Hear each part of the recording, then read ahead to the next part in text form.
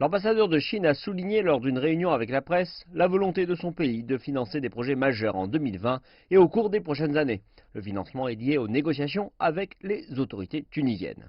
Nous sommes heureux de pouvoir aider la Tunisie à réaliser sa transition. L'ambassadeur a indiqué qu'après avoir terminé l'immense projet hospitalier de Sfax qui fournira des traitements aux patients des régions du centre et de la côte tunisienne, le gouvernement chinois fournira l'équipement nécessaire à l'hôpital. Le gouvernement chinois étudie les besoins des institutions sanitaires de la Tunisie ainsi que la population locale avant d'offrir un soutien financier, logistique ou technique. Cette approche a contribué au succès de tous les projets chinois en Tunisie. Wang Wenbin a relevé que l'usine chinoise de phosphate a été construite dans le gouvernorat de Gafsa après un appel d'offres, ajoutant que le fonctionnement de l'usine débutera d'ici 2 à 3 mois.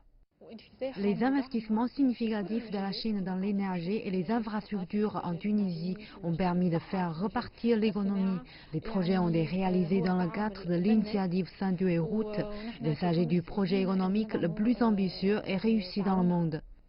Le centre de la culture et des sports de Menza 6 à Tunis est l'installation la plus moderne en Tunisie.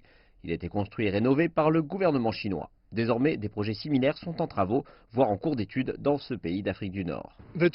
L'ambassadeur de Chine en Tunisie a souligné le renforcement des relations d'échange et de coopération entre Tunis et Beijing dans les secteurs culturels, social et économiques. Il a aussi rappelé le soutien continu de son pays à la Tunisie dans sa guerre contre le terrorisme, un appui que rien ne pourra affecter.